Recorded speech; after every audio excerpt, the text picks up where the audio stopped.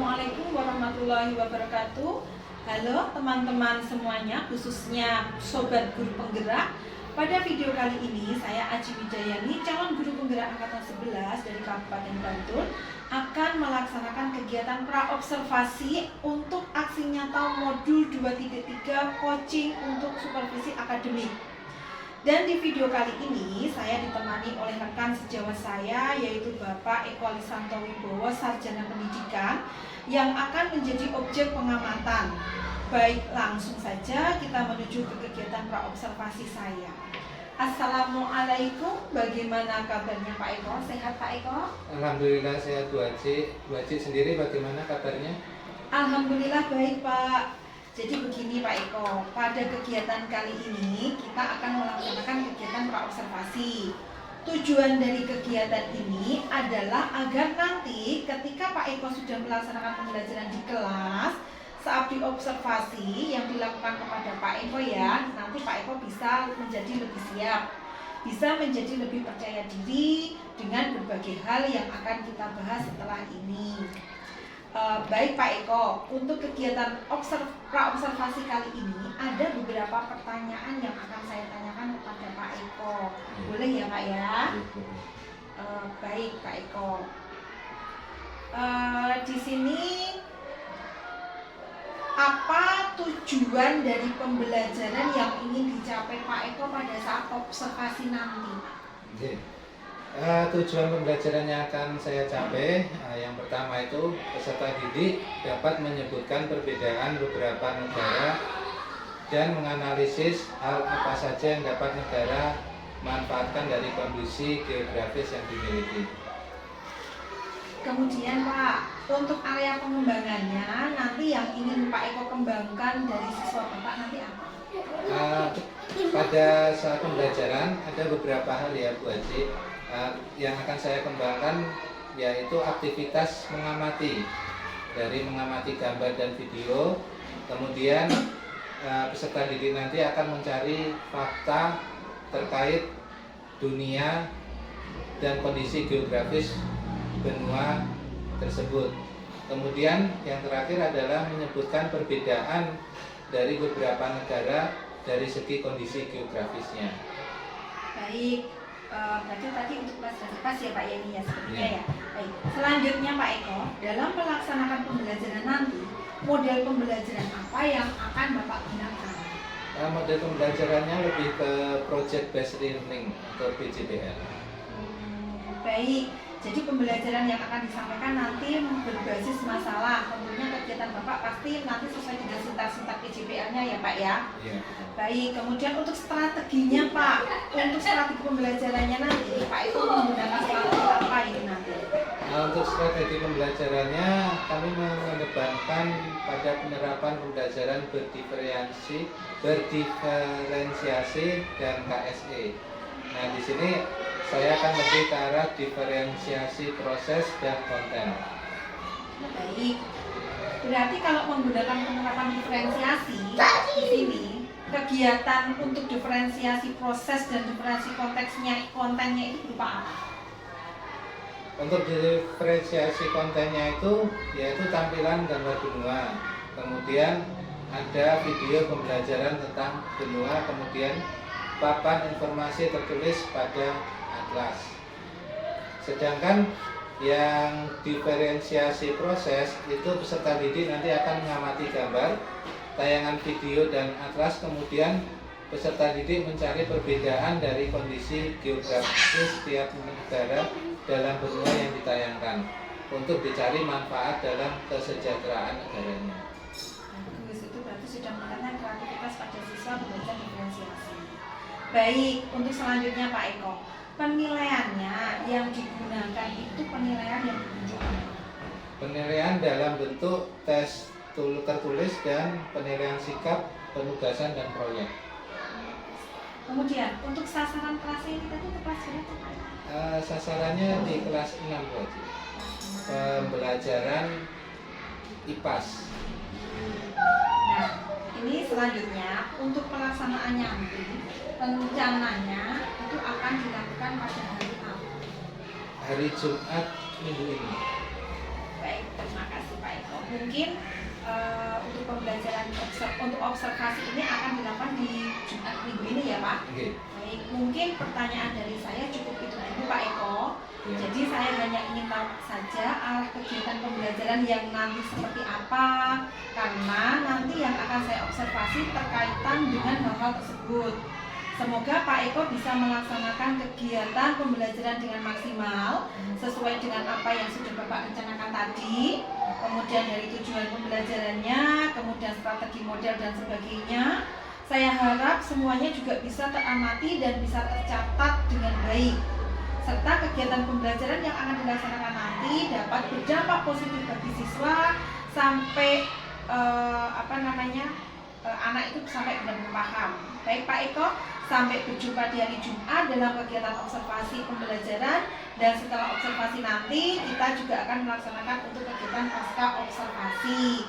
Baik, terima kasih Pak Eko. Sekian dari saya, semoga bisa terlaksana dengan baik segala sesuatunya yang telah direncanakan. Amin. Demikian teman-teman, itu tadi adalah kegiatan pra-observasi dari saya bersama rekan saya Bapak Eko Lisanto Wibowo, Sarjana Pendidikan dari SD Negeri 1 Sedayu. Sampai jumpa di kegiatan observasi mendatang. Terima kasih.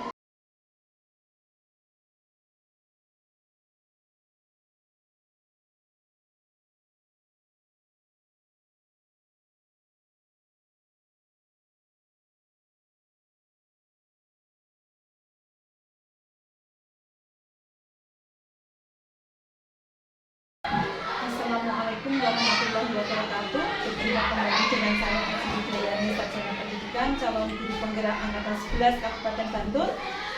Saat ini saya masih ditemani oleh Bapak Eko Lisanto Wibowo sebagai guru yang telah diobservasi pada kegiatan supervisi akademik. Kemudian di sini pada kesempatan ini saya juga ditemani oleh Bapak Beni Yuli Prastowo, Sarjana Pendidikan, selaku pengajar praktek dan pendamping individu kami pada calon guru penggerak angkatan 11. Untuk lebih lengkapnya kita tidak usah berlama-lama. Baik Pak Eko, Assalamualaikum warahmatullahi wabarakatuh. Waalaikumsalam warahmatullahi wabarakatuh. Baik, bagaimana kabarnya Pak Eko untuk hari ini? Alhamdulillah baik Bu Haji. Bagaimana kabar Ibu hari ini? Alhamdulillah saya juga sehat walafiat Pak Eko.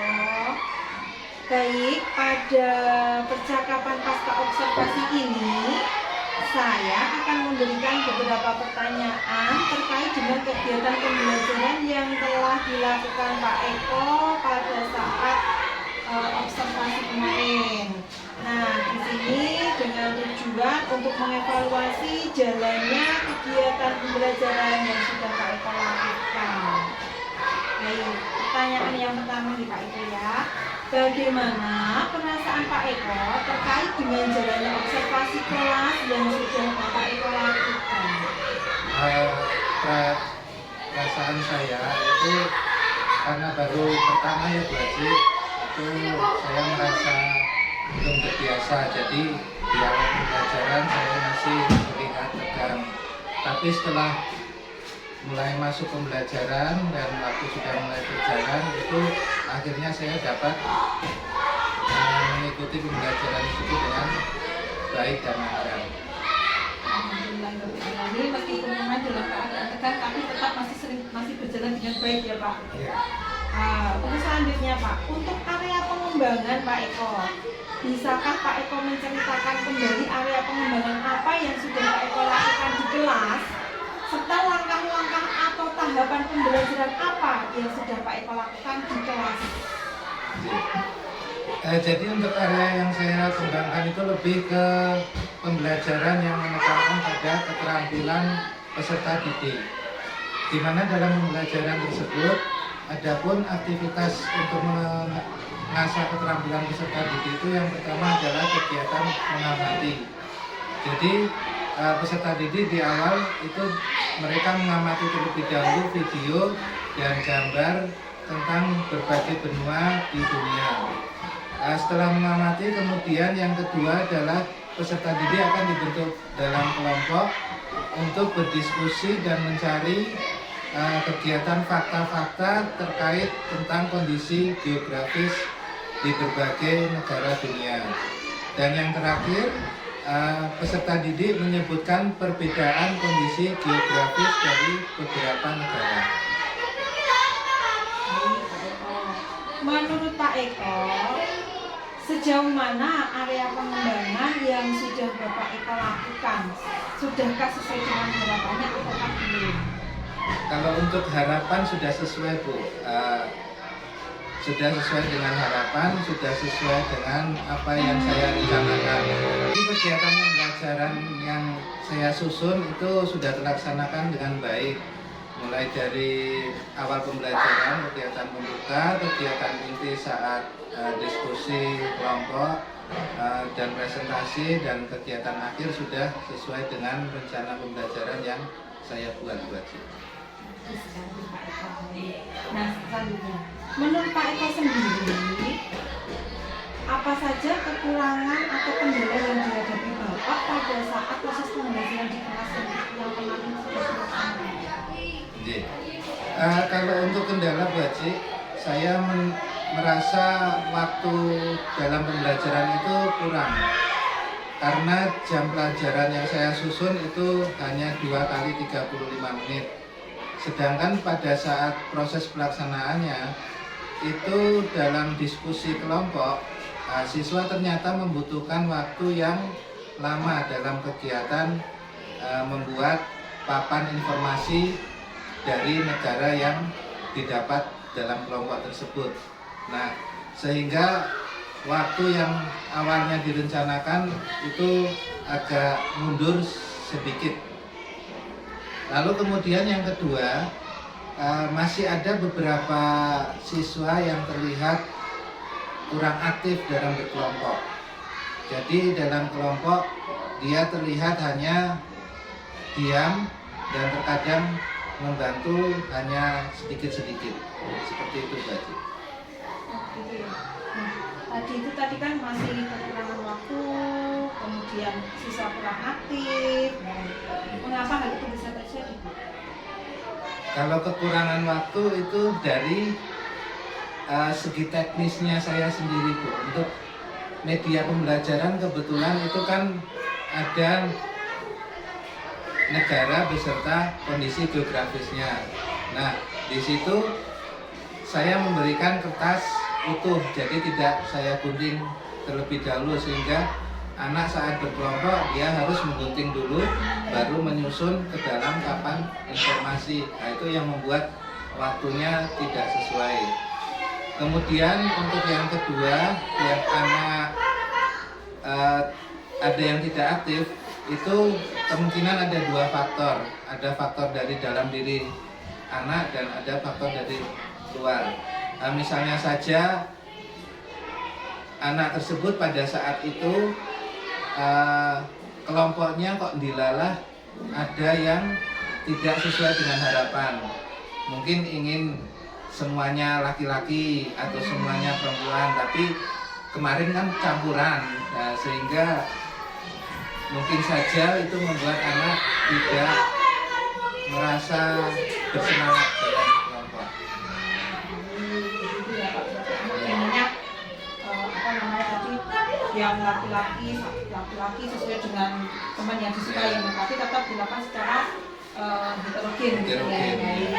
Nah, kira-kira ini apa rencana Bapak ke depannya? Atau apa yang akan Bapak lakukan untuk memperbaiki semua ini? Ya, tadi kemarin ada seperti waktunya masih kurang, siswanya kurang aktif. Nah, terus tadi kelompok yang maunya harus satu orang. Bagaimana Bapak? Ya, kalau untuk masalah waktu ya saya masih harus terus belajar gitu untuk mendesain proses pembelajaran itu supaya terkait dengan strategi maupun metode media yang saya gunakan dapat sesuai dengan jam pelajaran yang dibutuhkan. Nah, untuk gaya belajar siswa itu mungkin akan saya tanamkan kembali ke siswa supaya mereka itu kalau berkelompok tidak pilih-pilih teman, harus heterogen dan kedepannya juga saya ingin mengedepankan pada penerapan pembelajaran berdiferensiasi dan KSE. Mantap sekali Pak Eko, bagus sekali untuk pembelajaran yang kedepannya. Nah, tadi kedepannya akan lebih ke pembelajaran diferensiasi, KSE, kemudian tadi juga merancang tadi pembelajaran yang menarik lagi yang sesuai dengan tadi ya pengelolaan tadi. Nah, kira-kira kapan ini Pak Eko akan melakukan perubahan terkait dengan tindak lanjut atau rencana pembelajaran kedepannya? Jadi, mungkin secepatnya Bu. Jadi supaya dari hasil tindak lanjut kemarin, dari hasil evaluasi kemarin mungkin dapat segera saya terapkan, membuat perangkat pembelajaran yang lebih menarik lagi di kedepannya, di kemudian hari. Baik Pak Eko, terima kasih atas jawaban-jawaban yang telah diberikan kepada Pak Eko atas tadi apa yang kemarin sesuai dengan yang Pak Eko lakukan untuk pembelajaran di kelas observasi. Mudah-mudahan nanti apa yang direncanakan Pak Eko dapat terrealisasi dengan baik dan mendapatkan perubahan yang lebih baik lagi ke depannya, sehingga peserta didik nanti akan lebih benar-benar tadi bisa memanfaatkan waktu yang sangat baik-baiknya. Baik, untuk selanjutnya saya akan memberikan kesempatan kepada Bapak Beni Prastowo selaku pengajar praktik untuk memberikan umpan balik atau tanggapan terkait dengan jalannya kegiatan pasca observasi ataupun observasi di kelas. Kepada Bapak Beni, kami terima kasih Bu Haji sama Pak Eko ya, ini sudah kolaborasi melakukan praktek coaching. Bu Haji, saya akan memberikan umpan balik tidak banyak. Saya sudah mengamati tadi, Bu Haji sudah menerapkan prinsip-prinsip coaching. Ada kemitraan, tadi tujuan sudah ditetapkan, kemudian tidak menggurui, kemudian ada proses kreatif tadi, prinsip coaching. Jadi Bu Haji sudah menggunakan pertanyaan yang menggali dan juga merangkum perkataan dari rekannya tadi. Kemudian juga Bu Haji sudah memaksimalkan potensi, ya, sudah percakapan ditutup dengan kesimpulan tadi sudah. Jadi prinsip coaching sudah dilakukan dengan baik, yaitu kemitraan, proses kreatif, memaksimalkan potensi. Kemudian dalam tahapannya Bu Haji sudah melakukan prasupervisi, observasi sama pasca percakapan. Untuk prasupervisi Bu Haji sudah menanyakan area yang ingin dikembangkan oleh rekan Pak Eko tadi. Kemudian juga menanyakan kompetensi yang ingin diobservasi juga. Kemudian pada bagian observasi Bu Haji sudah menilai dan jauh dari bebas dari asumsi dan fokusnya pada area yang ingin dikembangkan oleh Pak Eko tadi. Kemudian pasca percakapan sudah dilakukan dengan Bu Haji dengan baik, ya, menyampaikan catatan hasil observasi tadi di kelas, kemudian menanyakan hal yang ingin dikembangkan dari Pak Eko. Nah, itu umpan balik dari saya, Bu Haji. Untuk keseluruhan Bu Haji sudah sangat baik. baik, terima kasih. Saya ucapkan kepada Pak Beni yang telah memberikan umpan balik dan tanggapannya terkait kegiatan pasca observasi terhadap rekan kami Bapak Eko Isanto Wibowo. Untuk selanjutnya yaitu saya akhiri untuk rangkaian kegiatan observasi pasca observasi untuk kali ini. Nah, saya mengucapkan banyak terima kasih kepada Pak Eko, Pak Beni atas waktu dan bantuannya dan dukungannya. Semoga apa yang telah Bapak sampaikan berdua menjadi amal kebaikan Bapak Eko dan Bapak Beni. Untuk selanjutnya saya akhiri aksi nyata 2.3 ini dan saya ucapkan terima kasih. Wabillahi taufiq wal hidayah. Wassalamualaikum warahmatullahi wabarakatuh. Waalaikumsalam warahmatullahi wabarakatuh.